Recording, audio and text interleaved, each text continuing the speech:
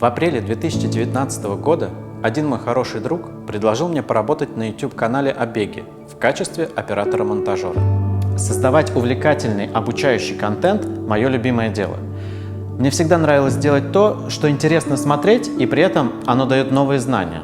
Но сам я не спешил заняться бегом. Воспринимал это как один из проектов по съемке и монтажу. Хотя меня часто привлекали в кадр для сравнения, чтобы показать нетренированного человека. И эти тесты не всегда давались мне просто.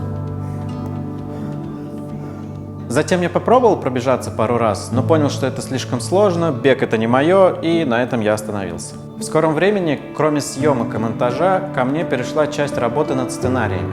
Я начал более глубоко разбираться в теме бега. Мне захотелось все попробовать на себе. И вот в декабре 2019 года случилось то, что изменило очень многое в моей жизни. Я начал бегать. Я очень давно снимаю спортивный контент, работал в фитнес-проектах, у меня много знакомых спортсменов разного уровня, но меня так никуда и не затянуло до этого момента. Первое, что меня поразило после того, как я начал что-то понимать в беге, это то, что до 31 года я не знал, как правильно бегать. И это касается не того, чтобы бегать быстрее, а того, чтобы вообще бегать. К сожалению, в школе не учат получать от бега удовольствие, так, чтобы им хотелось заниматься. Ну что, на сегодня я бегаю уже больше, чем полгода, и давайте отойдем от лирики и поговорим о цифрах и фактах. Сейчас на программе «Мой первый марафон» от Simple Run у меня 4 тренировки в неделю. В основном это 2 интенсивных, 1 восстановительная и длинный медленный бег. Все тренировки я делаю с утра, первым делом, как встаю. До парка бежать мне не очень удобно, поэтому я доезжаю на машине до ближайшего входа в парк. В неделю сейчас я бегаю примерно 5-6 часов или 30-35 километров.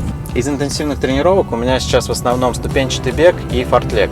К этим тренировкам я уже привык и делаю их прямо в кайф.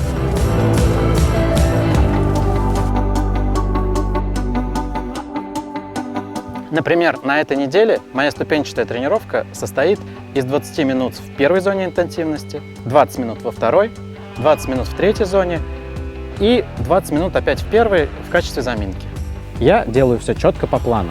4 раза в неделю выхожу на тренировку. Делаю ее столько, сколько написано по времени и в той интенсивности, в которой нужно. Никакой самодеятельности и ничего лишнего. Если говорить о темпе, то сейчас в первой пульсовой зоне мой темп 9 минут 10 секунд на километр. Во второй 8:20 и в третьей 7 минут ровно. Если сравнивать с тем, что было, когда я только начинал, то мой темп во второй зоне, ниже которой я просто не умел бегать, составлял примерно 9:10-9:20 минут на километр. Когда я начал мерить пульс, мне казалось, что держать его меньше 140 – это очень сложно.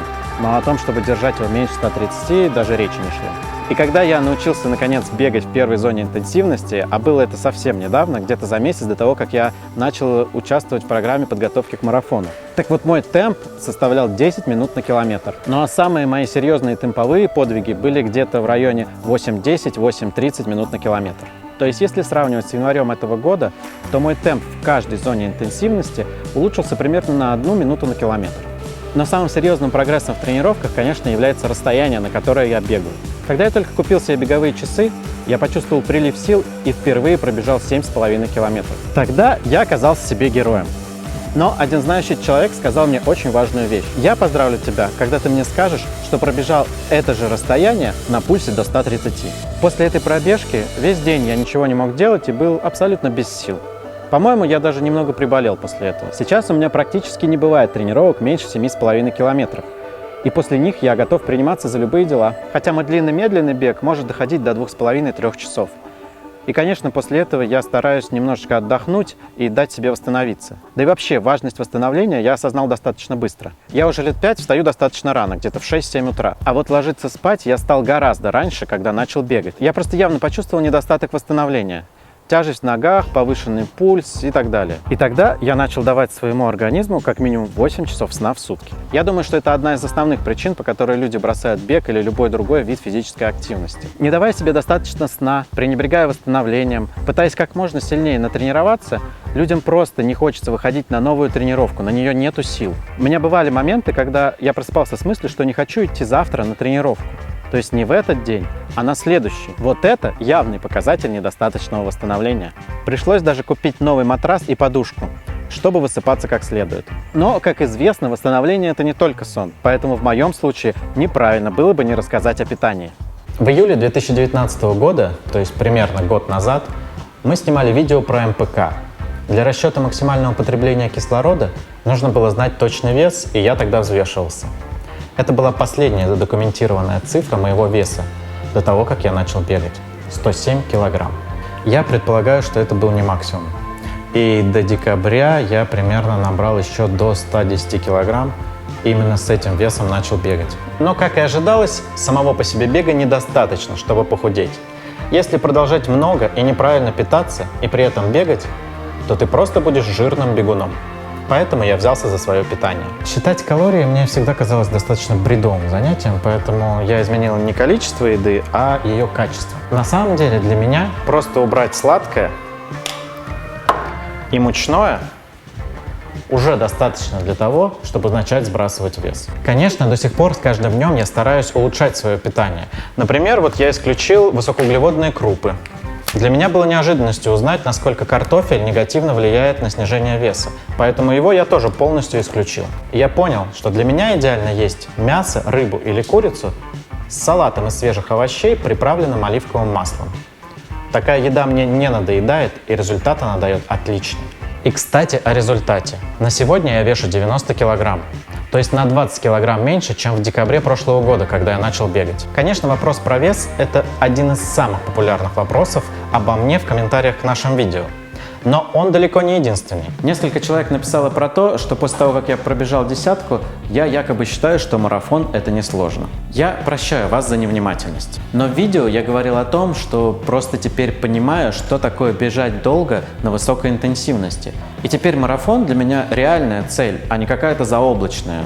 Изначально было немножко не так. Также для многих стал неожиданностью мой результат на забеге в 10 километров. Как кто-то написал, это подозрительно хороший результат. Там было несколько версий, в чем может быть ошибка. Например, врут мои часы. Но нет.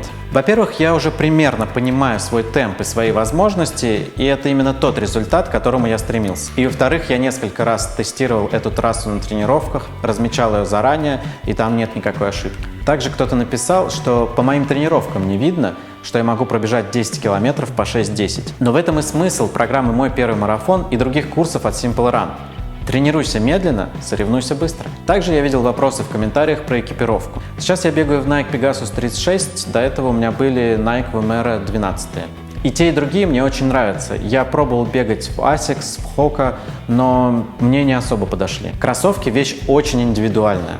Поэтому я точно не могу посоветовать какую-то конкретную модель. Единственный мой совет – это ищите и подбирайте то, что подойдет именно вам. Часы у меня Garmin Venue, они позиционируются как фитнес-часы, и часть беговой статистики в них урезана. Но все, что пока мне требуется, в них есть. И по удобству и точности они мне очень нравятся. Также я сейчас использую вот такой нагрудный пульсометр, который мне недавно подарила жена. Он очень хороший. В целом, мне кажется, я рассказал все о своем прогрессе на данный момент. Конечно, я обязательно запишу видео после стамбульского марафона 8 ноября и расскажу весь свой путь от начала до конца. Это скорее промежуточное видео о моем пути к цели. Если у вас остались еще какие-то вопросы по поводу моей подготовки, пишите под этим видео в комментариях, и я там же вам и отвечу. Если вы хотите повторить мой путь от человека, который никогда не бегал, до бегуна, который готовится к марафону, то Simple Run приглашает вас на курс «Бег с нуля». Ну а потом на программу «Мой первый марафон». Ну что, я надеюсь, вам понравился такой формат видео. Ссылки на наши программы тренировок можете найти в описании к этому видео. Пишите комментарии, рассказывайте, как вам. Ну а я побежал дальше. А вы?